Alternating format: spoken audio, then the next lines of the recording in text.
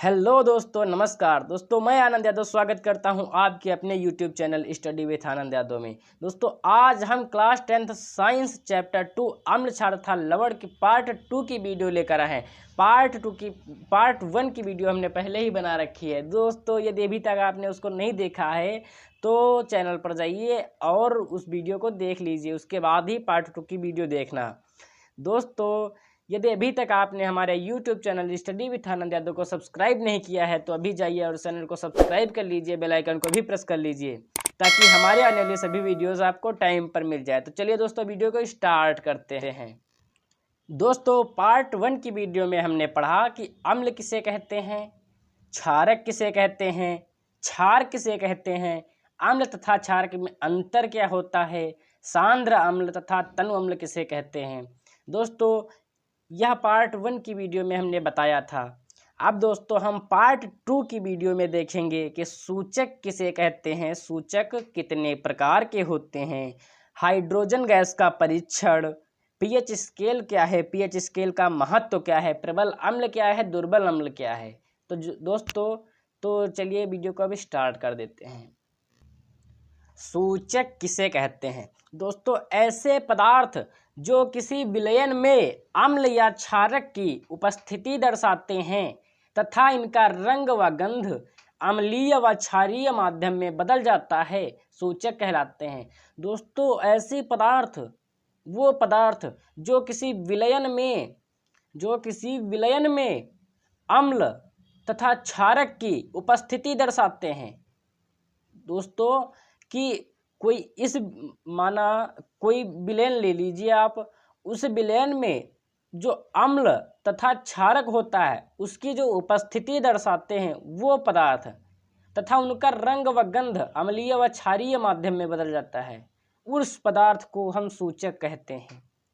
दोस्तों, किसी विलयन में कोई भी विलयन हो, उस विलयन में अम्ल तथा क्षारक की उपस्थिति दर्शाने वाले पदार्थ को हम सूचक कहते हैं। उनका रंग या गंध अम्लीय व क्षारीय माध्यम में बदल जाता है। दोस्तों, उनकी खुशबू बदबू सब अम्लीय व क्षारीय माध्यम में बदल जाती है, रंग भी बदल जाता है। दोस्तों, पार्ट 1 की वीडियो में हमने देखा था कि हमारा जो लिटमस पत्र होता है वह किस प्रकार अपना कलर चेंज कर देता है जब उसे अम्ल व क्षारक में मिलाया जाता है। कुछ मिलता जुलता उससे ये है। दोस्तों, उन पदार्थों की बात यहाँ पर की जा रही है जो किसी विलयन में अम्ल व क्षारक की उपस्थिति दर्शाते हैं कि इसमें अम्ल या क्षारक है या नहीं है, उनकी उपस्थिति दर्शाते हैं। उनका रंग व उनकी खुशबू बदबू गंध अम्लीय व क्षारीय माध्यम में बदल जाती है, उन पदार्थों को हम सूचक कहते हैं। आई होप दोस्तों आप लोग सूचक समझ गए होंगे। अब हम देख लेते हैं कि सूचक कितने प्रकार के होते हैं। दोस्तों, जो हमारे सूचक होते हैं वह 3 प्रकार के होते हैं। कौन कौन से? नंबर 1 प्राकृतिक सूचक, नंबर 2 कृत्रिम सूचक, नंबर 3 गंधीय सूचक। दोस्तों, सूचक 3 प्रकार के होते हैं, प्राकृतिक, कृत्रिम तथा गंधीय सूचक। अब इन्हें हम देख लेते हैं कि प्राकृतिक सूचक क्या होता है, कृत्रिम सूचक क्या होते हैं, गंधीय सूचक होते क्या हैं। दोस्तों, प्राकृतिक सूचक वे सूचक होते हैं जो पौधों से प्राप्त होते हैं। वे सूचक जो पौधों से प्राप्त होते हैं प्राकृतिक सूचक कहलाते हैं, या प्रकृति के द्वारा प्राप्त सूचकों को हम प्राकृतिक सूचक कहते हैं। ओके दोस्तों, एक डेफिनेशन ये है कि वे सूचक जो पौधों से प्राप्त होते हैं प्राकृतिक सूचक कहलाते हैं। दोस्तों, ये गलत थोड़ी ना है, ये भी सही है। और ये एक है कि प्रकृति के द्वारा प्राप्त सूचकों को हम प्राकृतिक सूचक कहते हैं। दोस्तों, प्राकृतिक सूचक कौन कौन से होते हैं, एग्जाम्पल के माध्यम से हम समझ लेते हैं। दोस्तों, जो हमारा फर्स्ट एग्जाम्पल है वो हल्दी ये एक प्राकृतिक सूचक है। दोस्तों, यह पौधे से प्राप्त होती है, हल्दी का पौधा होता है। दोस्तों, यह प्रकृति रूप से पाई जाती है, इसीलिए इसे प्राकृतिक सूचक कहते हैं। दोस्तों, यदि हम हल्दी को अम्ल से मिलाएं तो हल्दी का रंग हमारा पीला ही रहता है। कैसा रहता है? अम्ल से मिलाने पर हल्दी का रंग पीला ही रहता है। और यदि इसी हल्दी को हम क्षारक के साथ मिला दें, इसी हल्दी को हम क्षारक के साथ मिला दें तो इसका कलर लाल हो जाता है। कैसा हो जाता है दोस्तों? लाल। हल्दी को यदि हम अम्ल के साथ मिलाते हैं तो उसका रंग पीला ही रहेगा, और यदि हम क्षारक के साथ मिला दें तो उसका रंग लाल हो जाएगा। दोस्तों, यदि कोई आप अपने घर में प्रयोग करके देख लीजिएगा। यदि आपके कपड़े में या कहीं भी हाथ में आपने सब्जी खाया है, उसमें हल्दी है सब्जी में, यदि आपके हाथ में पीली पीली हल्दी लगी है तो उससे ये आप जब वो एक कपड़े छाटने वाली साबुन आती है, कपड़े धुलने वाली, उससे यदि आप धोएंगे तो आप हल्का सा उसे लाल पाएंगे। कैसा पाएंगे? लाल। कपड़े में जो दाग लग जाता है हल्दी का, उसे यदि साबुन से छुटाओगे हल्का सा, उसको लाल रंग उसमें आ जाएगा। ये दोस्तों सच बात है। इसका सेकंड जो उदाहरण है वो है लिटमस। दोस्तों, जो लिटमस हमारा होता है वह भी प्राकृतिक सूचक होता है। लिटमस हमारा प्राकृतिक सूचक है क्योंकि यह लाइकेन के पौधे से प्राप्त होता है। किस पौधे से? लाइकेन के पौधे से प्राप्त होता है। दोस्तों, लिटमस जो हमारा होता है वह लाइकेन के पौधे में पाया जाता है। दोस्तों, यह इसलिए प्राकृतिक सूचक है। दोस्तों, लिटमस लाल और नीला होता है। दोस्तों, यदि हम लाल लिटमस पेपर को अम्ल से मिलाएंगे तो दोस्तों वह लिटमस पेपर लाल ही रहेगा। और यदि हम लाल लिटमस पेपर को क्षारक के साथ मिला देंगे तो दोस्तों वह नीला हो जाएगा, उसका रंग चेंज हो जाएगा, कलर जो है वो चेंज हो जाएगा। लाल लिटमस पेपर को अम्ल के साथ मिलाने पर वह लाल ही रहता है और क्षारक के साथ मिला देने पर वह नीला हो जाता है। अब दोस्तों, जो नीला लिटमस पेपर होता है वह क्षारक के साथ मिलाने पर तो नीला ही रहता है, लेकिन यदि उसे अम्ल से मिला दिया जाए तो वह लाल हो जाएगा। आई होप दोस्तों आप लोग समझ गए होंगे। दोस्तों, अब हम कृत्रिम सूचक देख लेते हैं कि क्या होते हैं। दोस्तों, वे सूचक जो रसायन विज्ञान के द्वारा बनाए जाते हैं कृत्रिम सूचक कहलाते हैं। अर्थात रसायन विज्ञान के द्वारा जो निर्मित सूचक होते हैं उन्हें हम कृत्रिम सूचक कहते हैं। प्राकृतिक सूचक जो प्रकृति के द्वारा पाए जाते थे वे प्राकृतिक सूचक हैं, और जो रसायन विज्ञान के द्वारा बनाए जाते हैं वो हमारे कृत्रिम सूचक कहलाते हैं। दोस्तों, कृत्रिम सूचक फिनोल्फ्थेलिन और मेथिल हैं। दोस्तों, देख लेते हैं। दोस्तों, फिनोल्फ्थेलिन को यदि हम अम्ल के साथ मिलाते हैं तो वह पानी रंग का हो जाता है, और यदि हम उसे क्षारक के साथ मिला दें, दोस्तों फिनोल्फ्थेलिन को यदि हम क्षारक के साथ मिला दें तो उसका कलर गुलाबी हो जाता है। कृत्रिम सूचक फिनोल्फ्थेलिन को यदि हम अम्ल में मिलाएंगे तो वह पानी कलर का होगा, और यदि क्षारक के साथ मिला देंगे तो वह गुलाबी रंग का हो जाएगा। दोस्तों, इसका सेकंड एग्जाम्पल हम मेथिल देख लेते हैं। दोस्तों, मेथिल को यदि हम अम्ल के साथ मिला दें तो उसका रंग लाल हो जाता है, और यदि उसे हम क्षारक के साथ मिला दें तो उसका कलर पीला हो जाता है। दोस्तों, इसको हम मिथाइल ऑरेंज कहते हैं। Methyl orange. दोस्तों, इसको यदि हम अम्ल के साथ मिला दें तो इसका जो रंग होगा वह लाल हो जाएगा।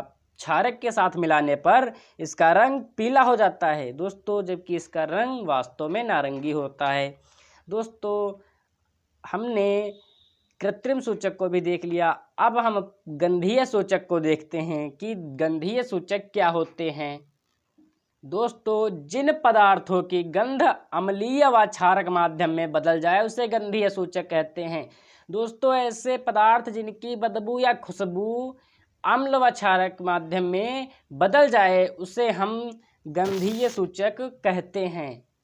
अर्थात उनकी खुशबू या बदबू, ऐसे पदार्थ जिनकी खुशबू व बदबू अम्ल व क्षारक में बदल जाए उसे गंधीय सूचक कहते हैं। दोस्तों, इसके एग्जाम्पल देख लेते हैं।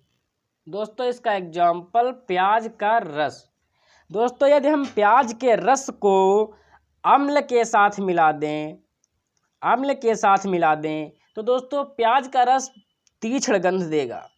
क्या देगा? तीक्ष्ण गंध देगा।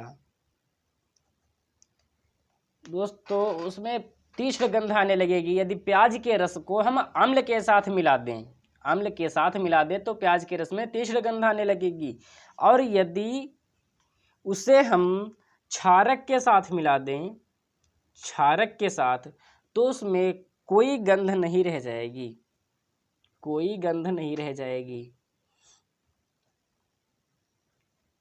दोस्तों, प्याज के रस को अम्ल के साथ मिला दें तो तीक्ष्ण गंध देगा और क्षारक के साथ मिला दें तो कोई गंध नहीं। दोस्तों, हमारी डेफिनेशन भी इसी तरह थी।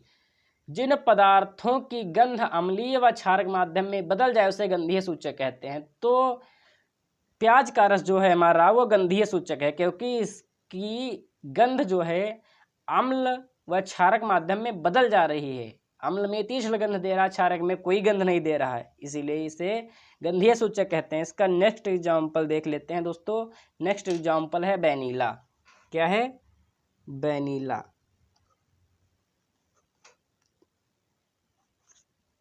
दोस्तों, वैनिला को यदि हम अम्ल के साथ मिला दें तो उसकी गंध जो रहेगी वह समान ही रहेगी, उसी तरह रहेगी, कोई परिवर्तन नहीं होगा। और यदि क्षारक के साथ मिला दें दोस्तों तो उसमें कोई गंध नहीं रह जाएगी, गंध ही चली जाएगी। आई होप दोस्तों आप लोग समझ पा रहे होंगे। दोस्तों, हमने सूचक किसे कहते हैं, सूचक कितने प्रकार के होते हैं, प्राकृतिक सूचक, कृत्रिम सूचक, गंधीय सूचक किसे कहते हैं, वैसे इसके एग्जाम्पल देख लिए। दोस्तों, अब हम पीएच स्केल को देख लेते हैं क्या होती है। दोस्तों, पीएच स्केल क्या होता है? किसी विलयन में उपस्थित हाइड्रोजन आयन की सांद्रता ज्ञात करने के लिए एक स्केल विकसित किया गया है जिसे पीएच स्केल कहते हैं। दोस्तों, किसी विलयन में हाइड्रोजन में आयन की सांद्रता ज्ञात करने के लिए एक स्केल बनाया गया है जिसे हम पीएच स्केल के नाम से जानते हैं।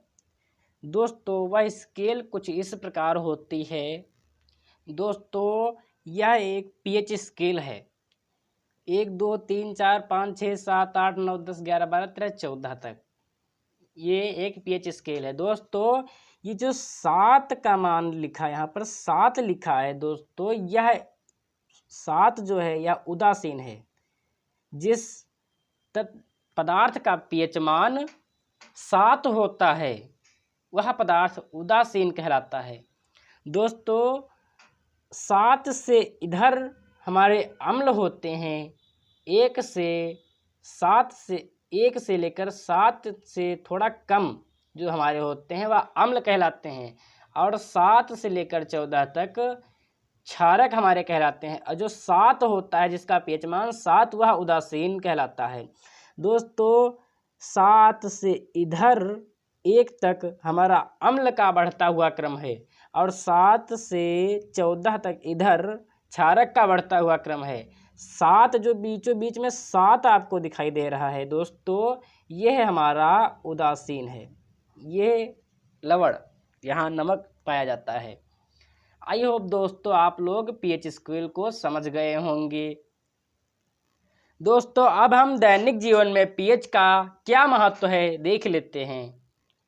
हमारे दैनिक जीवन में पीएच का महत्व। दोस्तों, जो हमारा शरीर होता है वह 7 से लेकर 8 पीएच मान के बीच कार्य करता है। हमारे मुंह का पीएच मान 5.5 से कम होने पर दांतों का क्षय प्रारंभ हो जाता है। दोस्तों, हमारे मुंह का पीएच मान यदि 5.5 से कम हो जाए तो हमारे दांतों का क्षय प्रारंभ हो जाता है। दोस्तों, वर्षा के जल का पीएच मान जब 5.6 से कम हो जाता है तो उस वर्षा को हम अम्लीय वर्षा कहते हैं। दोस्तों, ये हमारे दैनिक जीवन में पीएच के महत्व हैं। इसी प्रकार बहुत से पीएच महत्व होते हैं हमारे दैनिक जीवन में। दोस्तों, ये कुछ मेन थे। हमारा शरीर 7 से 8 पीएच मान के बीच कार्य करता है। हमारे मुंह का पीएच मान 5.5 से कम होने पर हमारे दांतों का क्षय प्रारंभ हो जाता है। दोस्तों, वर्षा के जल का पीएच मान जब 5.6 से कम हो जाता है तब वह वर्षा अम्लीय वर्षा कहलाती है। आई होप दोस्तों आप लोग दैनिक जीवन में पीएच का महत्व समझ गए होंगे। दोस्तों, अब हम एक क्रियाकलाप देख लेते हैं, हाइड्रोजन गैस का परीक्षण। दोस्तों, हाइड्रोजन गैस से निहित परख नली के पास जब एक जलती हुई मोमबत्ती लाई जाती है तो पॉप की ध्वनि उत्पन्न होती है। दोस्तों, इसको हम चित्र के माध्यम से समझने की कोशिश करते हैं। दोस्तों, ये हमारा स्टैंड है और इसमें HCl+Zn है, इसमें HCl+Zn है। दोस्तों, इस पाइप के माध्यम से हाइड्रोजन गैस निकल रही है। दोस्तों, यह पात्र में एक जल है और इस पाइप से हमारी हाइड्रोजन गैस आ रही है। जब इसमें जा रही है हाइड्रोजन गैस पानी में तो पानी से ये बुलबुले निकल रहे हैं। ये जो आपको दिखाई दे रहे हैं ये बुलबुले हैं, पानी से निकल रहे हैं। और दोस्तों, जब हम इनके पास जलती हुई मोमबत्ती लाते हैं तो हमारी पॉप की ध्वनि उत्पन्न होती है। कैसी? Pop pop. फिर से समझिए दोस्तों, ये हमारा स्टैंड है, इसमें HCl+Zn भरा हुआ है इसमें, और इस पाइप के माध्यम से हमारी जो है, इस पाइप के माध्यम से इससे हमारी हाइड्रोजन गैस आ रही है। दोस्तों, इससे हाइड्रोजन गैस आ रही है और ये पानी में निकल रही है। जब पानी में आप गैस को निकालेंगे तो उससे बुलबुले निकलेंगे। दोस्तों, वही बुलबुले निकल रहे हैं और इनके पास जब हम जलती हुई मोमबत्ती लाते हैं तो हमारी पॉप की ध्वनि उत्पन्न होती है। दोस्तों, यही हमारी हाइड्रोजन गैस का परीक्षण है, यही लिखा भी है। हाइड्रोजन गैस से निहित परख नली के पास जब एक जलती हुई मोमबत्ती लाई जाती है तो पॉप की ध्वनि उत्पन्न होती है। दोस्तों, आई होप आप लोग हाइड्रोजन गैस का परीक्षण समझ गए होंगे। दोस्तों, हाइड्रोजन गैस जो होती है वो ज्वलनशील होती है। हाइड्रोजन गैस ज्वलनशील होती है। आई होप दोस्तों अब आप लोग समझ गए होंगे। दोस्तों, तो आपको यह पूरी वीडियो हमारी समझ से तो समझ में आ गई होगी। यदि समझ में नहीं आई है तो आप कमेंट कीजिए, फिर हम नेक्स्ट वीडियो में आपको डिटेल से विथ प्रयोग समझाने की कोशिश करेंगे। दोस्तों, तो जो बचा हुआ है पार्ट 3 में मिल जाएगा आपको। दोस्तों, पार्ट 1 की वीडियो आप लोगों को पहले मिल चुकी है, ये पार्ट 2 था। दोस्तों, पार्ट 3 में यह चैप्टर समाप्त हो जाएगा। दोस्तों, आप लोग कमेंट कीजिए कि आपको यह वीडियो कैसी लगी। पसंद आई हो तो लाइक शेयर ज़रूर कीजिएगा और चैनल को सब्सक्राइब कर लीजिए, जिससे हमारी आने वाले सभी वीडियोज़ आपको टाइम पर मिल जाए और आप हमारे सदस्य बन जाएं। दोस्तों, तो आज की वीडियो में बस इतना ही। मिलते हैं अगली वीडियो में, तब तक के लिए बाय।